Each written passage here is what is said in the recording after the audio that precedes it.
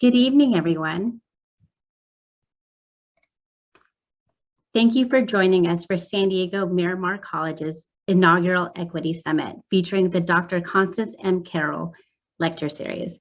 I'm Nisa Julian, Associate Dean for Academic Success and Integrated Support Services, and I'm joined by my colleagues, Dr. Judy Pataxel, Faculty Equity Coordinator, and Clarissa Padilla. It is our honor today to welcome you and introduce our president, Dr. Lundberg.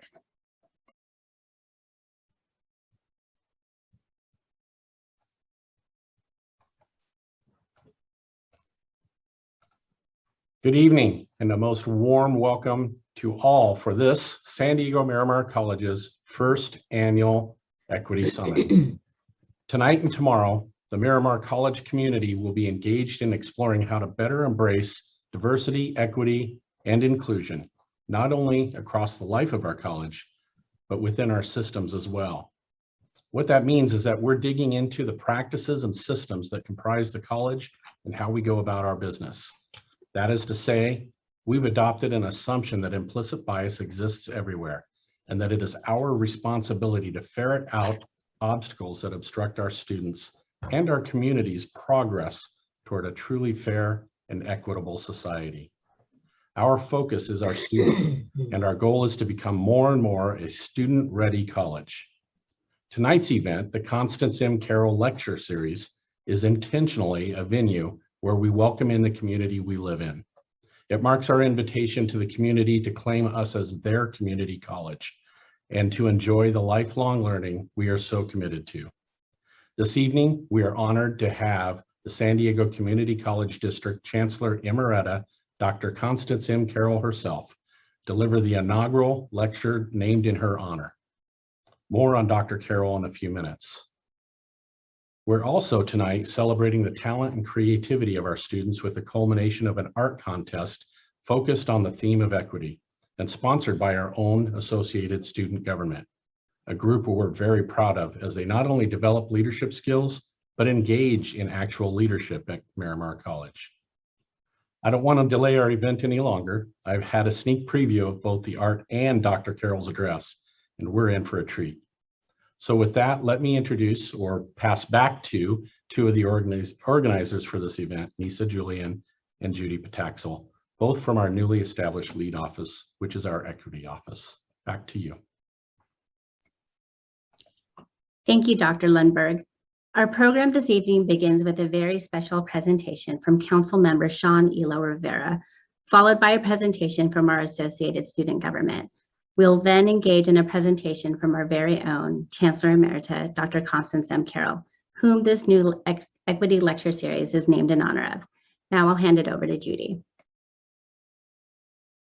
Thank you, Nisa.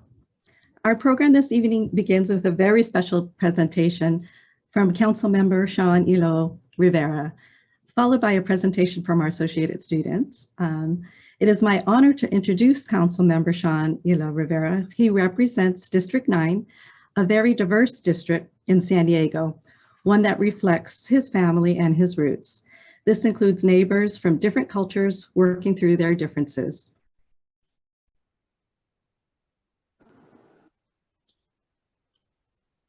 Thank you so much. It is really an honor to be here with you tonight and to be part of this really special event. Congratulations, Wes, on getting this off the ground. That can be transelected to the City Council. We are proud to have him here at our Equity Summit to say a few words and to present a proclamation to Dr. Carroll. Without further ado, Council Member Seanilo Rivera. All right, thank you so much. Can you all hear me? Great, okay. Thank you so much for having me tonight. It really is an honor to be here and to share an opportunity to honor the Chancellor. Wes, congratulations on this fantastic event. I won't take too long, but just say that Dr. Carroll is an inspiration to me and to the community. There's some folks who create equity through the path, their individual path. There's others who can do it through systemic change. Dr. Carroll is one of the rare individuals who does that, has done that, and is continuing to do that in both ways. Her career, she's been a trailblazer and made the educational space more equitable as a result of her presence, but she has and continues to make systemic change to make our education system more equitable, and really does inspire me and many others in a significant way. So with that, I will get to the end of the proclamation that I was proud to co-sponsor and read you a few of our whereases and our proclamation.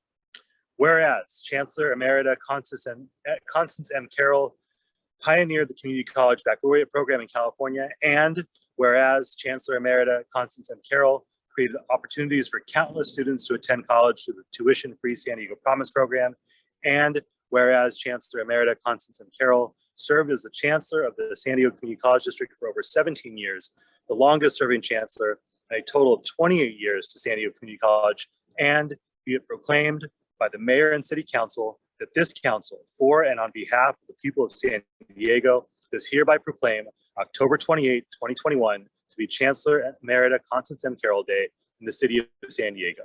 Congratulations, Dr. Carroll. You are an inspiration. It is an honor to be able to read that to you, and good luck tonight. And I look forward to seeing the next steps in your career and this event grow. Thank you so much. Thank you, Councilmember Ilo Rivera. We appreciate your leadership, and thank you for spending time with us this evening to present the wonderful proclamation to Chancellor Emerita Dr. Carroll. And now I will turn it over to another exemplary leader, our Associated Student Government President, Edward Borick. I wanted to extend my appreciation to Edward for his hard work and his leadership to make this evening special as we host the summit and honor our Chancellor Emerita, including with this Art for Equity contest. I turn it over to you, Edward. Thank you. All yours. Thank you. Good evening, everyone. My name is Edward Borick, and I serve as the president of the Associated Student Government for San Diego Miramar College. And I'm honored to present to you tonight the 2021 ASG Art for Equity Art Contest and Scholarship Award for this first Equity Summit, Leading for Equity, Embracing Diversity and Community at Miramar College. The ASG asked for all students who support and celebrate equity, anti-racism, and diversity within our campus community to submit works of art that reflect those values. We were not disappointed. The winner of the contest will receive a $500 scholarship sponsored by the Associated Student Government, and their art will be featured in both physical and online spaces about campus. But before I announce the winner, I would like to highlight some honorable mentions. Next slide, please. Our second runner-up, Luz Elena Flores, submitted her work titled Dreamers. Luz is studying elementary education and is expected to graduate in 2022. And I want to say congratulations to Luz for taking second runner-up position at Miramar College. We welcome Dreamers. For our first runner-up, Marie Jernigan, with her work titled Helping Hands, which features our library on campus, which is one of our most recognizable buildings. Marie is studying visual communications and graphic design and is expected to graduate in 2024. Welcome to Miramar College, Marie. Next slide, please. And for our winner of the $500 scholarship award and the 2021 Art for Equity Art Contest, Santiago Lopez, with his digital poster artwork titled Equity, Diversity, and Community. I'd like to read a statement now that Santiago submitted to us. It reads, as a DSPS student and studio arts major with dual citizenship, I knew I wanted to be a part of this project. Equity, diversity, and community matter to me. I began sketching ideas with a pencil on paper and then used Adobe Photoshop to complete my finished poster. Rainbows are a symbol of hope in many cultures. To me, they are a promise of better things to come. During this pandemic, we need hope and equity more than ever.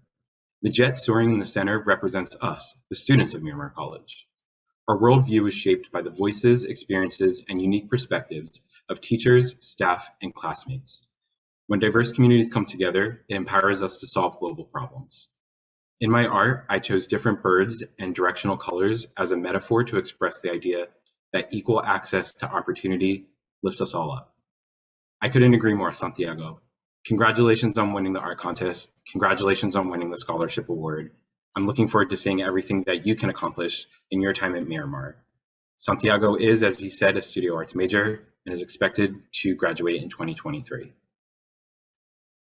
And one final note, I would like to thank the entire ASG for their work bringing the contest and scholarship together. I led the effort, but it was them who did the work. I would like to thank our panel of judges, various leaders in equity from Miramar College, and thank you to all who submitted works for this opportunity. Thank you to our guests, and enjoy the rest of the summit.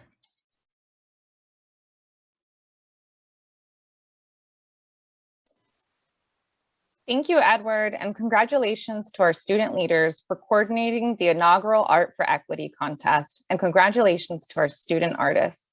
It is so refreshing to see their perspectives on diversity, inclusion, anti-racism, and equity through their art. I'm so excited to have you all with us for this momentous event. We have grown so much in the past few years, and I appreciate you being a part of our journey as we continue this hard work. Let's take a moment to see how far we have come. Who are our students? A snapshot of Miramar's growth.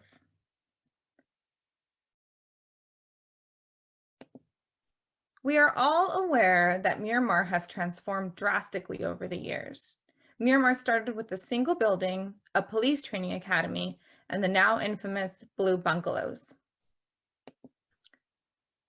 Fast forward a few years, and thanks to Propositions S and N, we did away with the old buildings, broke ground, and constructed the beautiful new campus you see here. In addition to physical growth, we also experienced rapid growth in student numbers. In fact, prior to the pandemic, we were one of the few community colleges in California who continued to experience growth. In the spring of 2009, we had about 11,500 students. The chart on the left explains we had about 5% African American, less than 1% American Indian, 15% Asian, 9% Filipino, 16% Latinx, 2% Pacific Islander, 39% white, 4% other, and 9% unreported. In the spring of 2019, we had about 14,300 students. The chart on the right tracks spring 2009 in teal and spring 2019 in gold. The overall numbers indicate a growth of about 2,800 students, with the racial categories appearing to grow proportionally. The only exception to this is our Latinx students. We see that our Latinx students have grown by 12% from 1,794 to double that at 4,037. They represent our largest minority group on campus. Only 7% our largest group, which is white students, at 35%. However, it is important to recognize that our Middle Eastern and North African students are included within the white category. Anecdotal data from our EOPS CARE and CalWorks program indicate we have a significant Persian and Middle Eastern student population. Our most recent student equity data identifies the student groups who are experiencing disproportionate impact, meaning there is a significant gap between them and the most successful group.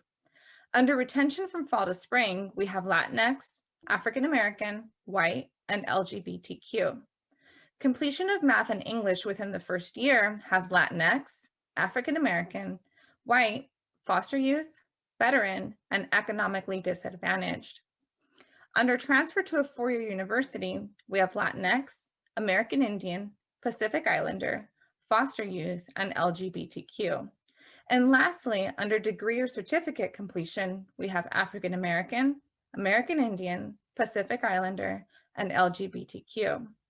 It is important to recognize that Latinx, African American, foster youth, and LGBTQ students experience disproportionate impact in several indicators. In addition to ethnic or racial backgrounds, we recognize that our students have multiple intersecting identities which impact their experiences as students. This includes undocumented and refugee students, as well as students who experience food and housing insecurities. We know we have students who are veterans, who work part-time and full-time. We have others who are parents or caregivers. We also have those that are the first in their families to attend college. Coupled, the demographic and student equity data paint a picture of who our students are and identify the student groups which are in need of the most support here at Miramar. We can prioritize interventions, professional development, and student support services which promote equity. Meeting the needs of our students both inside and outside of the classroom can support their successful educational journey with us. Equity at Miramar means knowing who our students are. The Office of Leading Equity, Anti-Racism, and Diversity recognizes that our students are more than just data points or names on the class roster. Our students come from all walks of life, each with their own unique story to tell, dream for us to cultivate, and path for us to support. Let me take this moment to reintroduce you to Miramar. Hello everyone, my name is Jennifer Aguilar. My pronouns are she, her. I am a first generation Mexican American. I am an alumna at Miramar. I majored in psychology and now attend California State University, Fullerton, and I am Miramar. My name is Bryce Lyons. My pronouns are he, him. I am a supplemental instructor with a degree in math. I'm Jewish, and I am Miramar. Hi, I'm Rebecca Nip. My pronouns are she, her. I'm half Persian, half white, and I have ADHD and anxiety. I am an alumna that transferred to San Diego State in fall 2021. I have 2 associates, one from Mesa in 2012 and one from Miramar in 2021. I've been at Miramar DSPS as an admin technician for almost 4 years. My major is business, and I hope to work for JPL or SpaceX, and I am Miramar. Hello, my name is Milan. My pronouns are they, them. I identify as a second generation mixed Asian American, being Filipino on my mom's side and Black on my dad's side. I am an anthropology major attending a 4-year college in New York, and I am Miramar. Hello, my name is Elena. My pronouns are she and her. I am a first generation student and I am Miramar. Hello everyone, my name is Sahan Karimi. My pronouns are he, his, him. I'm a first generation student. I'm in my alumni at Miramar College. I'm majoring in computer science and hope to get an internship at a software engineering company. And I am Miramar. Hi everyone, my name is Shirley Zhang. My pronouns are she, her, hers. I'm an international student who come from China. I'm also a first-generation college student. My major is economics and cognitive science. I'm also working as a peer mentor in San Diego Miramar College. And I'm Miramar. Hello, my name is Corey. I'm a Filipino American. My major is in computer sciences, but one day I would like to delve into mechanical engineering. I plan to transfer to SDSU to finish my bachelor's in computer sciences, and one day I hope to work for the Department of State as a foreign service officer. I am Miramar. Hi, my name is Danica Dugan. My pronouns are she, her, and hers. I was a first generation single parent student. I am an alumna of Miramar College who transferred to Cal State San Marcos. While at Miramar, I majored in Administration of Justice, and I now work in a contract counseling position at Southwestern College. But I am and will always be Miramar College. Hi, my name is Alma. I identify as mixed Hawaiian and Filipino. My major is engineering, and I plan to be an officer someday. I am Miramar. Hello, my name is Tarlis Jones. I am an African American student at San Diego Miramar College. I am majoring in Associates in Science and Entrepreneurship and Business Management degree for transfer. My goal is to transfer my degree to Cal State San Marcos, where I will further my business administration. My goal is to become a personal development coach for single moms in the African American community. I am thankful for the opportunity to experience equality and inclusion as an African American student. I am Miramar. Our students have such dynamic lived experiences, and we are honored that they have chosen Miramar to be a part of their personal and educational journeys. The Leading of Equity, Anti-Racism, and Diversity Office is committed to continue amplifying the voices of our marginalized, minoritized, and disproportionately impacted students. Thank you. Chancellor Emerita Carroll is an exemplary educator, visionary, and leader. She's a champion for equity and has shown through her actions how we should lead for equity and embrace diversity and community at Miramar. Today, we have the privilege of hearing her share her keynote titled In Search of Equity, A Brief History of American Higher Education. As Dr. Carroll presents, please feel free to type in your comments and questions in the Q&A. We will monitor the comments and moderate a session after the presentation. With that, Dr. Carroll. Thank you. It's an honor to be with you this evening, especially because it's Miramar College, and I should begin by saying, and I am Miramar College as well. Miramar is one of the fastest growing community colleges in California and in our district. The San Diego Community College District is a great district. It has a wonderful board of trustees, extraordinary faculty members, wonderful classified professionals, very energetic student body, and a committed group of administrators. And Miramar College has the advantage that it is led by a great president who has embraced the cause of equity, inclusion, diversity, more than any president in the history of Miramar College. Dr. Wes Lundberg, thank you for all you've been doing, and thank you for supporting this particular event. My goal this evening is to set the stage, a stage for further conversations about equity, as well as diversity and inclusion within the context of higher education, because that's what our community colleges are part of.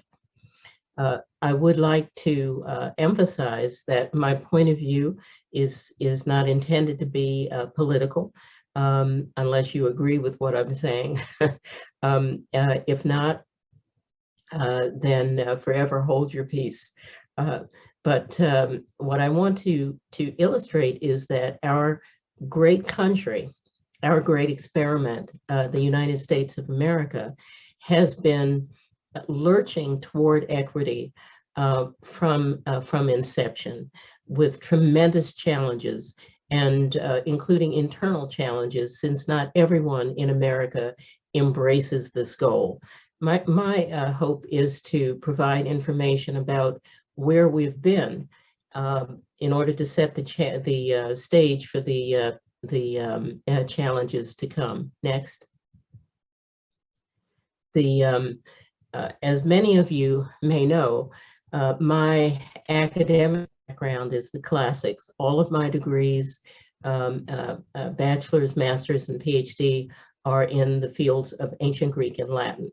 And that is why I often say I went into administration. If you ever want to find a terrible job market, this was it.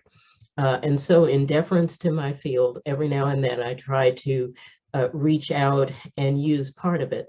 And one of them that I would like to use this evening is a quotation from the philosopher Heraclitus, who said that the only constant that we deal with in the world is change. He is the philosopher who said you cannot put your foot in the same river twice, because the river is always changing, and your body is also always changing. Next.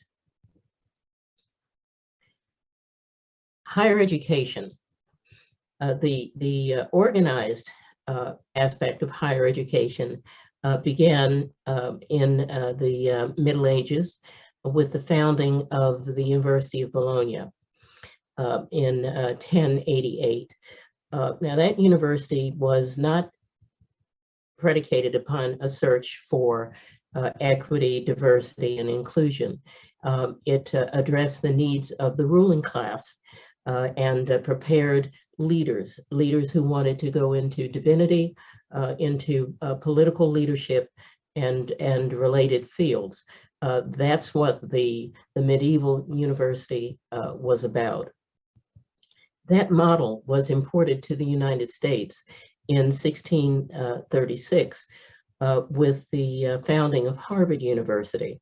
which emulated the same goals and tenets of the medieval university. It had specialized fields that people majored in, but the basic educational format was called the trivium. The trivium plus the quadrivium led to the 7 liberal arts: grammar, logic, rhetoric, arithmetic, geometry, astronomy, and music theory. Next. And so we began with the imitation of what had been experienced in Europe. And then we began our effort to broaden that. There was, and the first dramatic effort in that regard was known as the Morrill Act in 1862, named after Senator Justin Smith Morrill, and was signed by President Abraham Lincoln. What this was about was to provide land grants, land funding for state and publicly funded universities, universities that focused on applied studies, particularly agriculture, which was the great industrial effort of the period. And that is why so many of the land grant universities are have such large acreage, because they were to accommodate agriculture. And the goal here was to extend education from not just the ruling class, but now into a more middle class, people who would actually go to work in applied fields, not people who would simply study and leave, but people who would actually earn salaries and living from work. The Morrill Act was extended in 1890 with the founding of the system of historically Black colleges and universities. People often ask me, why was it that, why is it that we have Black colleges and universities in 21st century America? Well, again, it has to be understood historically. At the time, if you look at the dates, this was still within the era of slavery. Slavery had just ended, but the discrimination, the de jure discrimination against Black people was such that they were not allowed to be educated in white universities. But through the Morrill Acts, their own universities were founded. Next. In addition, other people who were excluded from the European model of education began to be addressed. First were women. Women's colleges were founded. Again, this notion of segregated education. And you probably all heard of the Seven Sisters, which were the first 7 liberal arts colleges for women, the very first one being Mount Holyoke, founded in 1837. So we move from the European model to an American model emulating the European model, to now the Morrill Act that expands education and then to African Americans and to women. But a huge revolution occurred in 1901 with the founding of a new type of institution, the community college, called junior colleges at the time. The very first was Joliet Junior College, founded in Joliet, Illinois in 1901. Following that, other community colleges were founded, one after another after another. And now the effort was a much more egalitarian one. The notion of open access, the notion that everybody should have the right to pursue a higher education came into being. Community colleges, however, focused primarily on vocational education along with some transfer of focus. The community college movement, which is what it was and still is, exploded after World War II with all of the returning veterans who had access to the GI Bill, and expanded again in the 1960s with the baby boomers. Next. Today, the community colleges have grown to over, actually it's closer to 1,200 because many of the community colleges are multi-campus. The individual community colleges today total 1,044. Next. You can see that community colleges are huge in America, educating almost 12 million students, taking this notion of the University of Bologna and Harvard to quite a different direction, now embracing many millions of students. And you can see that in America, how many of the freshmen and students and undergraduates in America, 41%, are in community colleges. And every 10 students, that's not on this side, but every 10 students are enrolled in a California community college. Next. Now, California is an interesting state. There are other adjectives we could probably use as well, but the context here is the California Master Plan for Higher Education. In 1960, the California legislature decided to make sense of all of the cacophony of institutions of higher education that existed at the time. There were no real university systems or community college systems. You had many institutions at the university level, Cal, and of course, when you hear Cal, you know that that was Berkeley, UCLA, and some others. But the University of California system was crafted at this time so that you have small institutions, rural institutions, and others as part of the University of California. The California State University was an amalgam of normal schools, which were teacher education schools, applied schools, small, large, but they were crafted together now in a system of 23 campuses. The university was 10 campuses, and the Cal State University was 23. They were had a separate mission, which we'll talk about in a second. And then the third public entity were the California community colleges, most of which at the time were part of K-12 organizations. In our region, all of the colleges within the San Diego Community College District were founded in the San Diego Unified School District. And so the actual district that we call San Diego Community College District is younger than the four institutions that comprise it.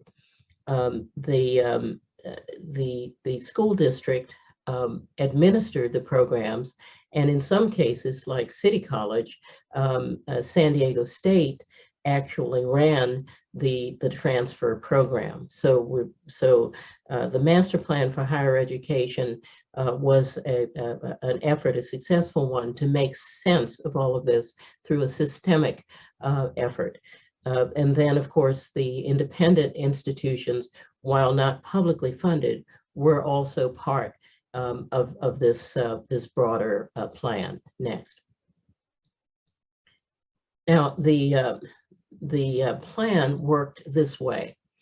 The University of California, all of the systems of higher education educated undergraduate students. However, only the University of California was allowed to offer doctoral degrees and some of the professional degrees in medicine and the like. The California State University was allowed to offer master's degrees, and nothing further. However, occasionally they were allowed to combine forces with the University of California campuses to offer doctoral degrees. But the degrees were actually offered by UC, not by the CSU. And the community colleges were designed to be feeders to the other two systems. They were open to everyone. Now, you cannot find anything more egalitarian or equitable in the history of the world, in the history of higher education, than this notion of community colleges being open to absolutely everyone who could benefit from a higher education. The master plan, however, was too rigid and began to be modified. In 2005, the master plan was modified for the first time when the Cal State University system was allowed to offer standalone doctoral degrees in specified fields because of vocational career needs. There are not too many, but it took about 30 years before the CSU won this opportunity. The community colleges in 2014 were given the ability to offer a pilot program in offering bachelor's programs in workforce fields, which now required bachelor's level instruction for employment, entry into employment, but which were not provided by the public universities.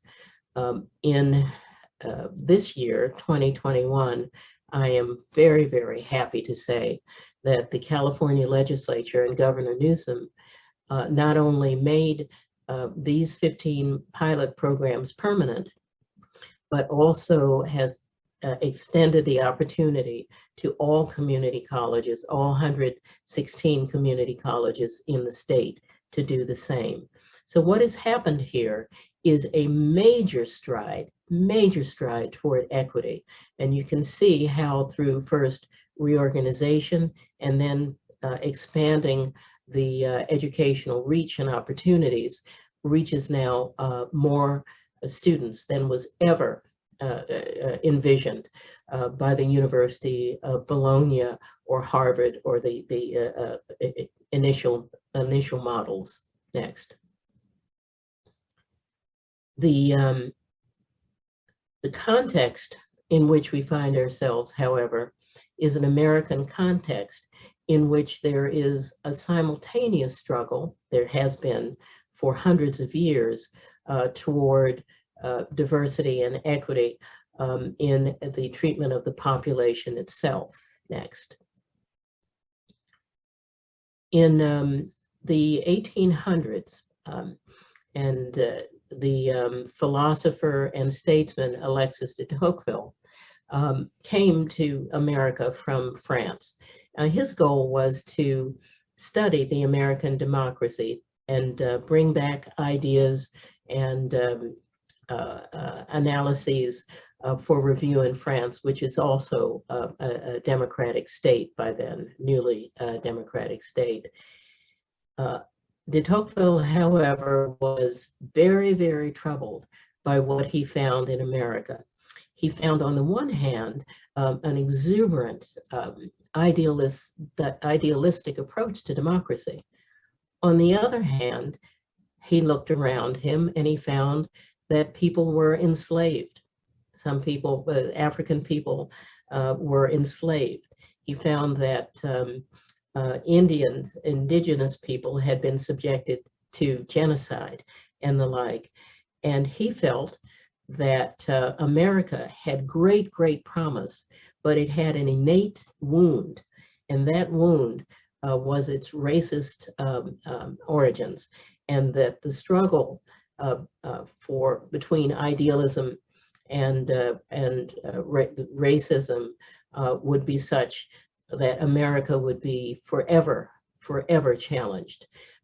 If you ever are interested, his work, de Tocqueville's work on democracy is very interesting and very relevant today as we watch some of the struggle that we're having in contemporary America.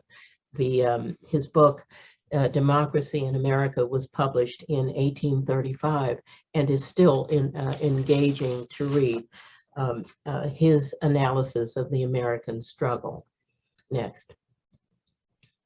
In many ways, America, as it moved forward with its idealistic and very entrepreneurial and impressive strides toward equity and inclusion in education, also was struggling with a history of exclusion of many, many people. And I'd like to talk about that just a little bit. Next. The first, of course, was slavery, the great wound of America, which still casts a long shadow across the higher education and societal planes as we struggle with this, as many of the cities where there are concentrations of African Americans, cities that are underfunded and ridden with a great deal of problems, make an effort to resolve the challenges that they inherited. If you ever want to read a stunning book that puts all of this in context, it would be by Edward Baptist. It's called The Half Has Never Been Told, Slavery and the Making of American Capitalism, and explains the role of slavery, not just in the South, but throughout America as an economic force, a force that is still problematic today. Next. America also has a history of anti-immigrant sentiment that stems back from its early founding. The NINA, No Irish Need Apply, which was also adapted to No Italians Need Apply, was well known and difficult. So the exclusion of people was not just the exclusion of people of color, but people from the, quote, wrong parts of Europe. There were also great debates at the time, the turn of the century, the turn of the 20th century, and the end of the 19th century, as to whether certain people were actually white. There were big, huge debates about whether or not Italians were white or not. So again, this notion of the second-class nature of immigrants and the fact that they should be excluded was also part of the American fabric. Next. And then, of course, we should be well known by now. I call it war hysteria, the exclusion and hostility toward people of Asian background during the World War II. Of course, this was aimed at the Japanese, but there were also other issues. There was the Chinese Exclusion Act of 1882, which was not repealed until 1943, which excluded Chinese people from lawful immigration into the country. They were brought here to work largely on the railroads, but were not allowed to live for the most part. That act was expanded in 1924 to the Asian Exclusion Act, excluding everyone from Asia from immigrating into the United States. And if you ever want to see poignant examples of what this meant to people, take a visit to Angel Island in the San Francisco Bay, where the barracks still exist of people who were interned there. It preserves their writings, the poetry that they carved into the walls and the like in their largely unsuccessful quest to come into the United States. Next. And then, of course, the discrimination against Latinx people was huge. I'm always surprised. I ask people if you've ever heard of the Lemon Grove incident, and most people have not. This was a situation in which a school an elementary school in the Lemon Grove school district barred Mexican American children from entering the school. They built another school for those children.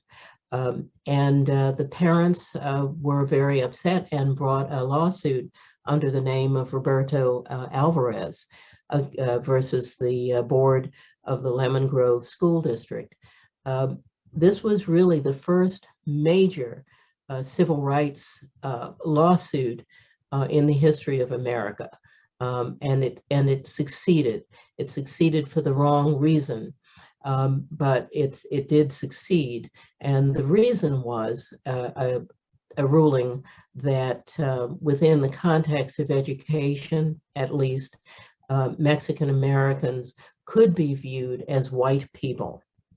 And therefore then the children were allowed to go to integrate the school.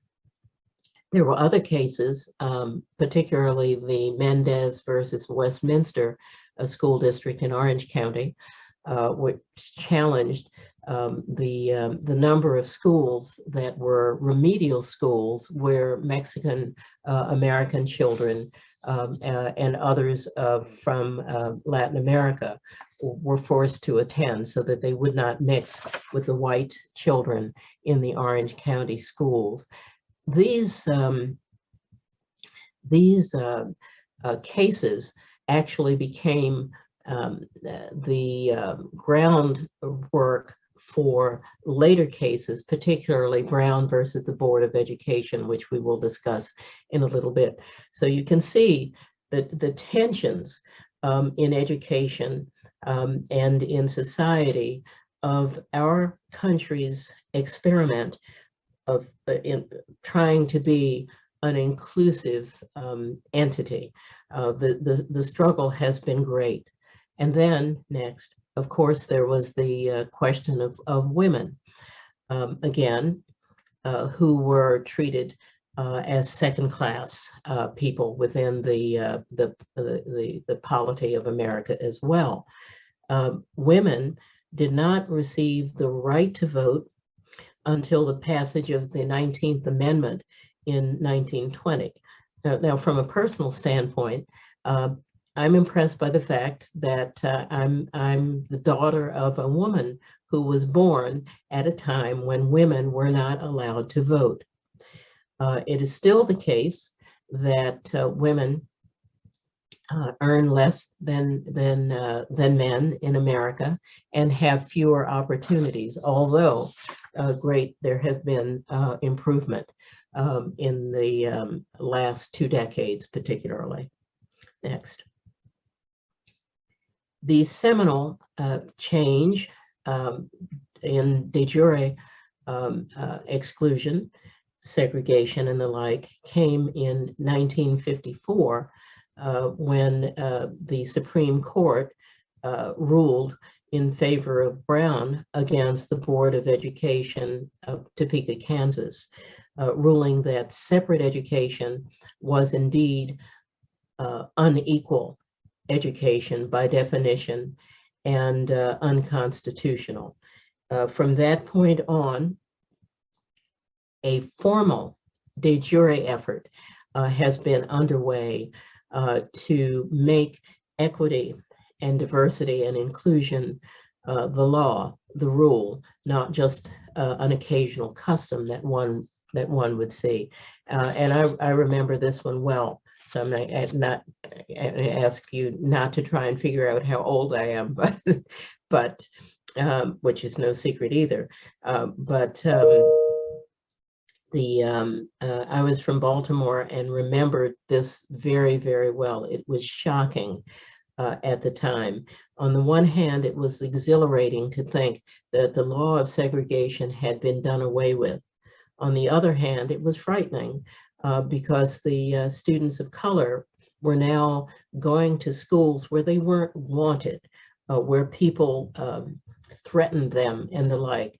And so I remember as a girl, young girl growing up, feeling really uneasy for the first time in my life, moving from what had been a comfortable, even though restricted, society, moving into a broad society where I wasn't wanted, and where I was also threatened.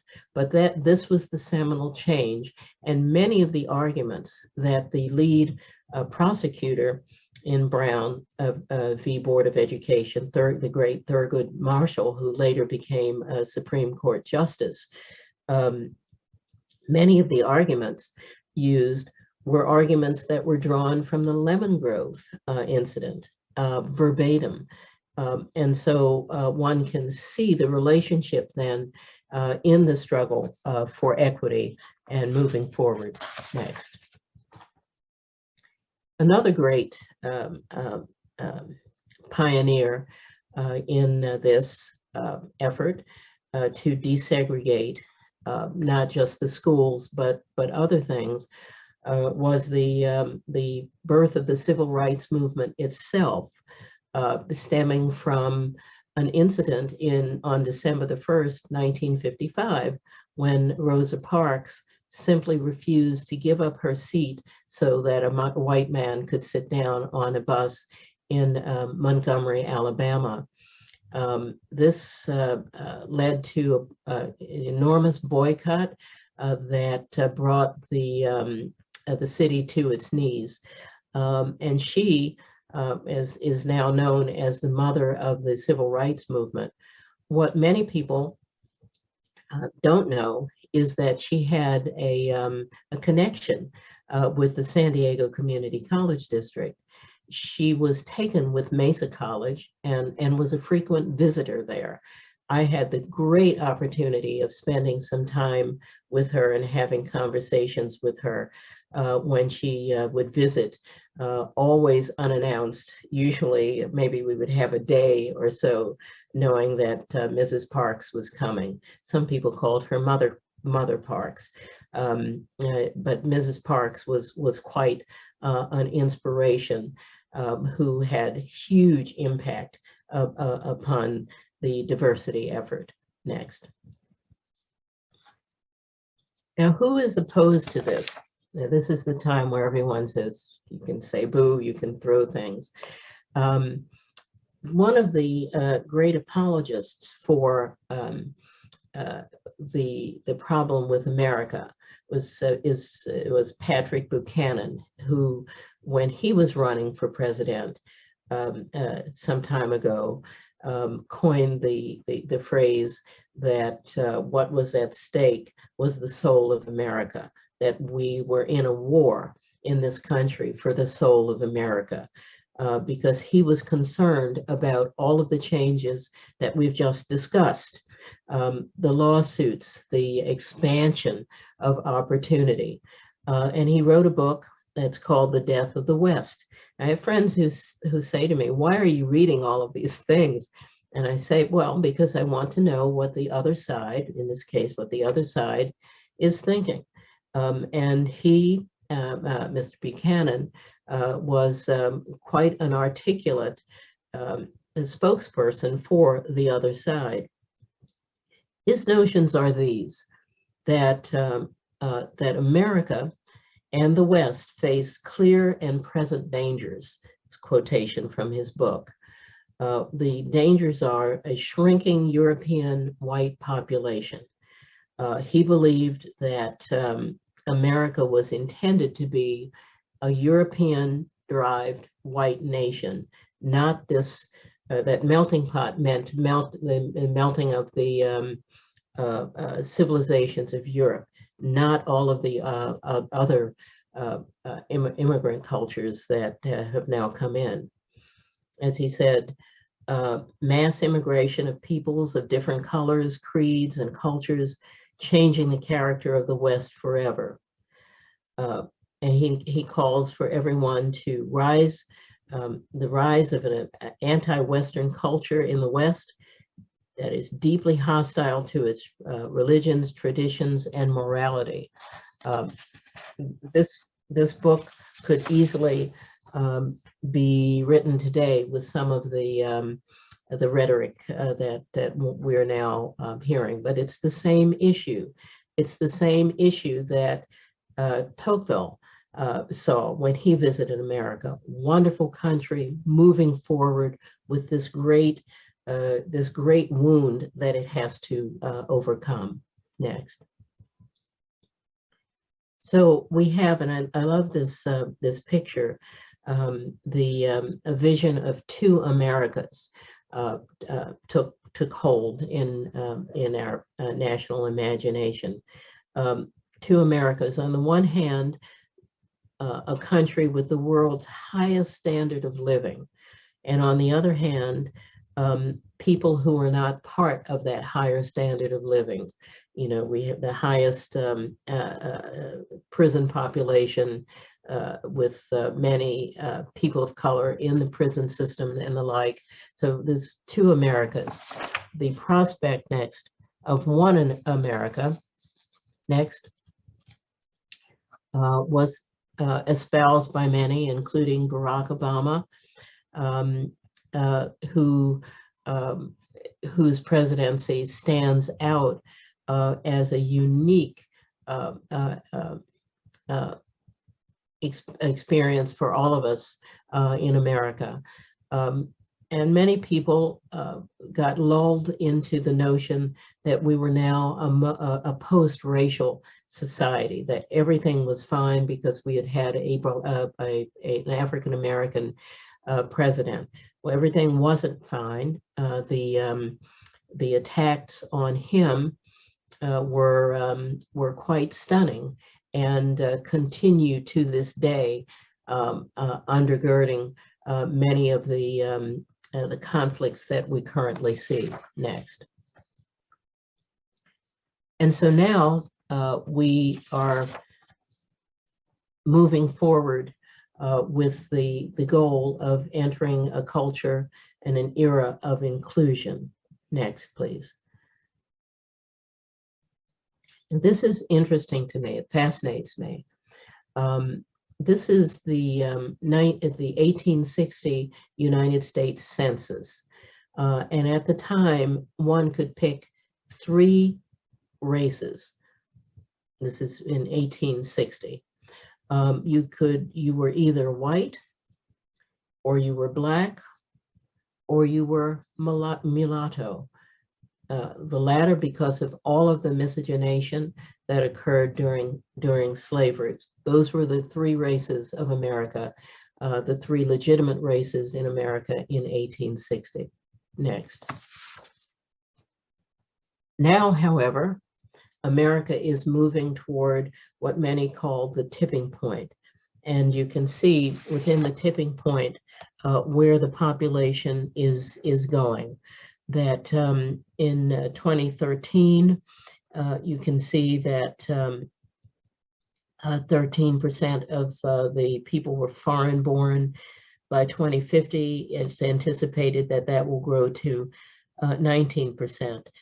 But here is the Buchanan concern, and the concern of everyone who's pushing back against diversity, equity, and inclusion. The white population is shrinking. It's projected to go from 63% to 47%. That's less than 50% of the American population. The Hispanic population, 17%, will grow to almost 30%. The Black population remains stable. The Asian population, a slight increase. So you can see that these are major changes in America. No longer just a choice of three races, with a separation being a legal standard throughout the country. But now we have a broadening of the American portrait. Next. Some states have already reached the tipping point. Hawaii is now 83% composed of minority people. California is at 65%, New Mexico 64%, and Texas 58%. And many of the other large states are following suit as America becomes a true amalgam of a kaleidoscope of races, as opposed to a country that's simply black or white. Next. In California, particularly, you can see very clearly the demographic changes, the tremendous growth of the Latino, Hispanic populations, Asian populations, and the shrinking of the white population from 1970 to 2010. And then the projected growth of the Latinx populations and others through the year 2060. So California is also on its way. Next, please.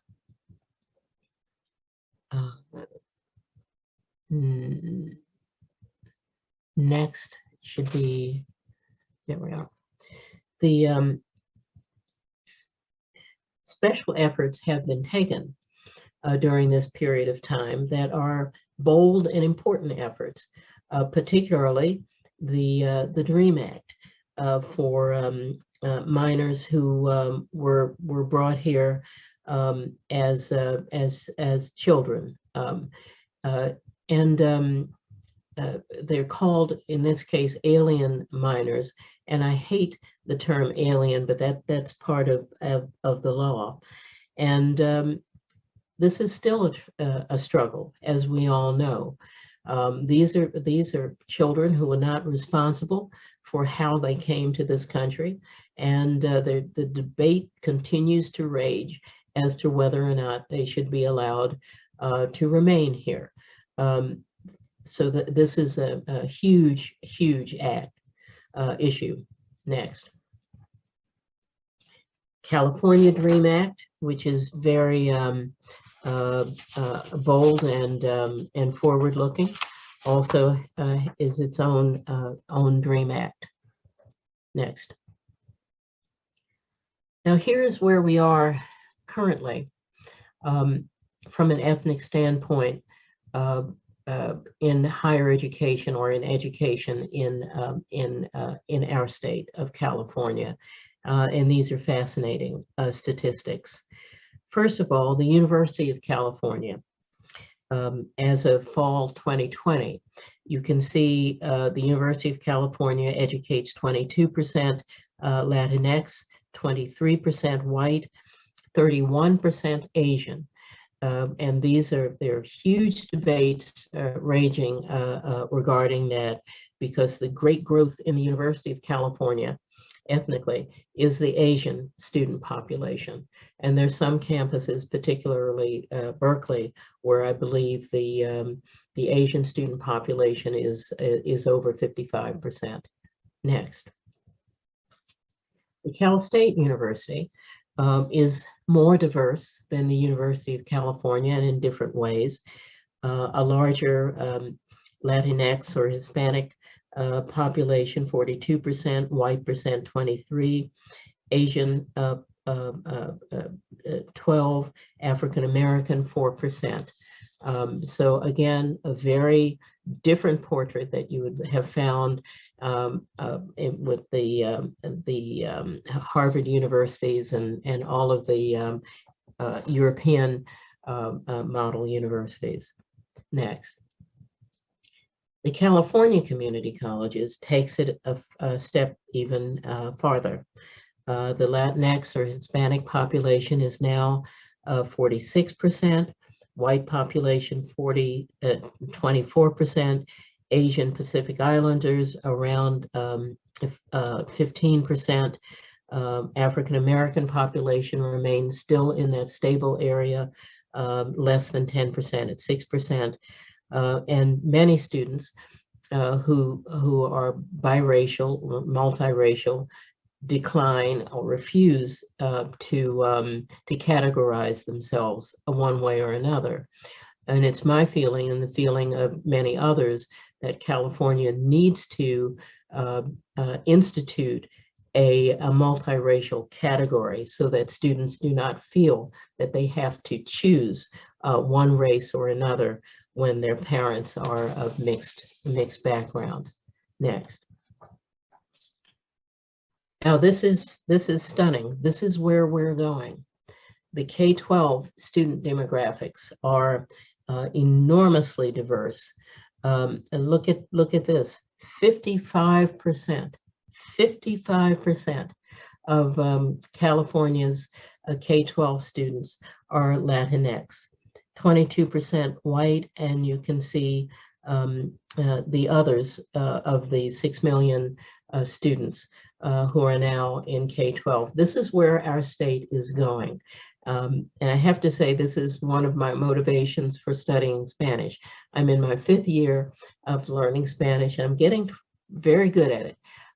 But I will not torment you this evening with my Spanish, but it's important to know that our state is on its way to becoming not only a minority dominant state, but one that is dominated by a particular group, and that's going to be the Latinx culture.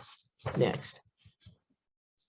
So the answer is going to be, now that we have behind us the history of a higher education and the struggle to be inclusive, as well as the arguments and challenges against it, the answer is multicultural understanding.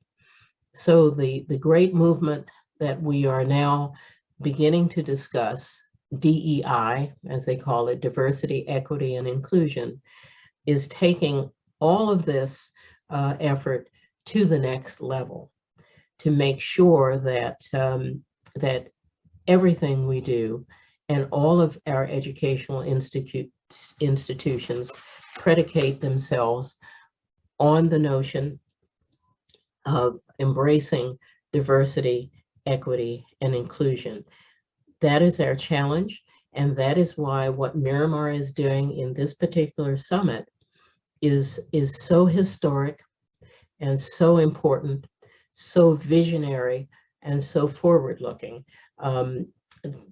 to strike a path that is a bold path to make equity, diversity, and inclusion the rule rather than the exception. And I think with efforts like this, we will get there. Perhaps not next year or even in the next decade, but certainly by the end of this century. That is my strong belief. So let me stop here, and so that I can respond to any questions or comments that you might have.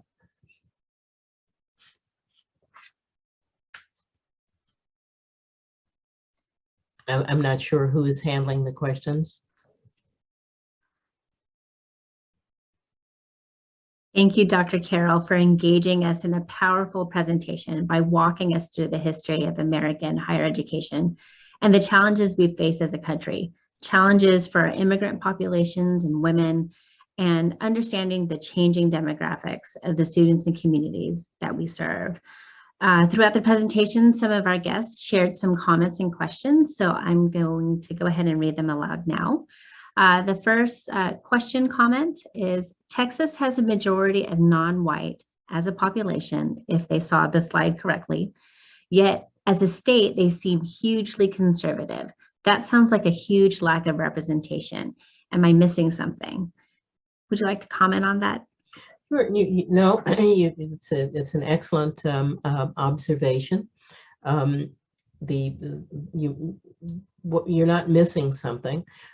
What you put your finger on is the fact that there is a discrepancy between the configuration of the population and the configuration of the state leadership, which does not reflect the population.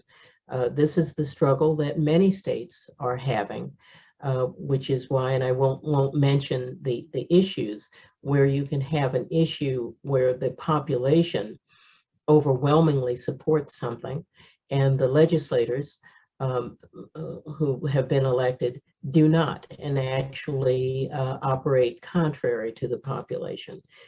This is one of the issues in states like Texas.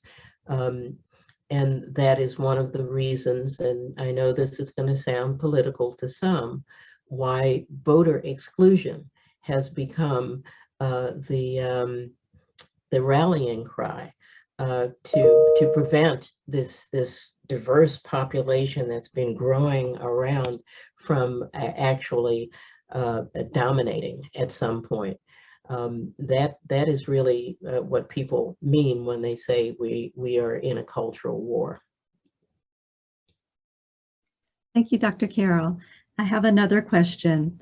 What are your thoughts regarding the role of critical race theory today and how the backlash is now focused on CRT being quote unquote divisive? Well, Patrick Buchanan couldn't have said it better. People are view this as dangerous thought, dangerous writing, which is why there have been so much concern about history. When I went to school, and I'm sure with most of the people here who are, I would say, under the age of, let's see, I'm sorry, anyone who's over the age of 40, learned very little about slavery, very little about the Holocaust, very little about any of these issues, the Lemon Grove incident and the Chinese Exclusion Act, the Asian Exclusion Act. These are things that were not taught in the schools. And one of the reasons they were not taught in the schools was because they were considered to be negative and depressing. And in some cases, dangerous. In fact, when you come to problems like the Holocaust, there are even cadres of people who want to say it never occurred. So this is part of the counter argument that comes forward at all times. And the critical race theory is the same, that somehow this is going to be divisive, it's difficult and the like. Those who want to progress know that you cannot progress without understanding history, without understanding where we came from, what the issues are, and the like. And those who do not want to see these changes occur know that that's the same battleground. If they can prevent people from learning the history, perhaps they can move the clock, move the needle backward again to a time when people were happier in America, like the 1950s, let's say, when none of these problems occurred. So that's my feeling, that it is a political backlash because we're in a war, we're in a cultural war in the country. Thank you, Dr. Carroll. We have another question. Our college currently has a number of open tenure track faculty positions we will be hiring for. What recommendations do you have for us to proactively diversify our faculty so that they more closely resemble our student population? Well, this is a big issue, and I think you can only diversify the faculty, which I think is very important, by doing it intentionally. It's illegal to have quotas. It's illegal, but it's not illegal to have goals. And I think through discussions and through summits like this, a recommitment to the notion of equity is important, so that the people who are on hiring committees and the like understand the importance of incorporating an effort to bring about diversity in the hiring, in the search and hiring processes. And that is just very important, not just at Miramar College or the San Diego Community College District or California, but nationwide. The tenured faculty, full-time tenured faculty ranks do not represent the ethnic populations or the ethnic percentages of the student body, or in many cases, the communities around them. And so it will take an intentional effort in order to bring that about. And I know that at Miramar College, there are many people, many faculty members who want to see that happen. I know the president, Dr. Lundberg, wants to see that happen, and others want to see that happen as well. So I think that as the college goes back into a hiring mode with improved finances from the state of California, that it will look to having diverse outcomes as part of the goals of their selection processes. Thank you, Dr. Carroll. I think we have time maybe for one more question. What do you think needs to be done so that we ensure that we don't continue to exclude through our practices, but to be more inclusive? Well, the first thing that needs to be done is education. I just had a trip again this summer and visited Angel Island, and because I used to be president of a college in Marin County, and we were visiting the friends there, and I cannot tell you how many people right there in Marin County said they'd heard a little bit about Angel Island, but had never been there. When I talked to people throughout the state and country about other things, the Lemon Grove incident, never heard of it. And many of the historical things that we've talked about today.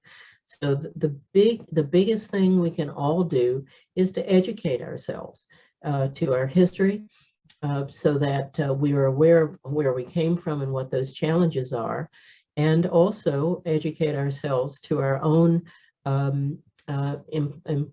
implicit and perhaps unconscious bias that prevents us from embracing others. This is hard work. There has never been a country like America that has tried to become a democracy based upon a population of immigrants. That has never happened in the history of the world. This is hard work, and hard work requires preparation and knowledge and reading and experience in order to bring this about. And this is why I'm so impressed by the summit, the Equity Summit that you're having, because this is the kind of hard work that will lead automatically to the outcomes that we have discussed, of diversifying the faculty and providing more equitable opportunities for students. So I congratulate you for taking this on.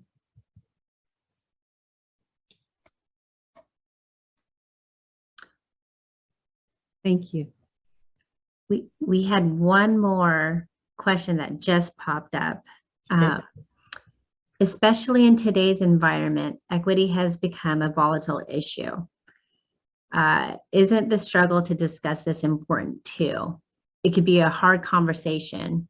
As an institution, should we be showing publicly that we struggle too? It's okay to struggle. It's what we need to do. Well, it's if one is going to have a meaningful conversation and exploration, it needs to be an honest one. The challenge in discussing equity is the notion of the zero sum, that somehow if someone else is going to be pulled up into advantage to reach their potential, then someone else is going to lose immediately. The notion that there is only so much opportunity to go around, which I think is a false assumption. In order, and the other case is that everyone has some form of embedded bias somewhere. No one is free of racism in America. And in order to make sure that we do have progress, all of that has to be confronted. And so an institution that's going to have a discussion about equity needs to face all of these things about itself, and to reveal the difficulty it has as part of the honesty of its intellectual pursuit.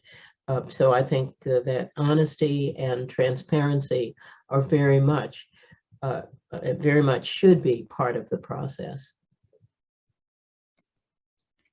Thank you, Dr. Carroll, for engaging us in a wonderful presentation and an honest conversation around equity, diversity, and inclusion. Thank you. Yes, thank you very much, Dr. Carroll, for giving us context and history in this effort for making sure that we do practice equity in higher education, specifically here at Miramar. I'd like to take a moment to thank again Dr. Carroll, and thanks to all of you for asking the questions, as well as for your engagement, and especially for you all who have come tonight. In closing, I want to thank all who have been a part of this evening's event as we open our inaugural Equity Summit, as well as I want to thank the Planning Committee for the summit. We especially thank the AV department, the AV team who have worked with us diligently throughout the night and just in preparation. The Planning Committee includes members Bill Pacheco, speaking of AV, Donnie Tran, Lisa Brewster, Monica Demko, Laura Gonzalez, Arnie Neff, Daniel Miramontes, Edward Borick, and from the lead office, Clarissa Badia, and our leader, Dr. Julian, who I now turn it over to you, Nisa. Thank you, Judy. On behalf of San Diego Miramar College and our lead office, thank you again for joining us. We wish you all a great rest of the evening on this very first Chancellor Emerita Constance M. Carroll Day. Thank you.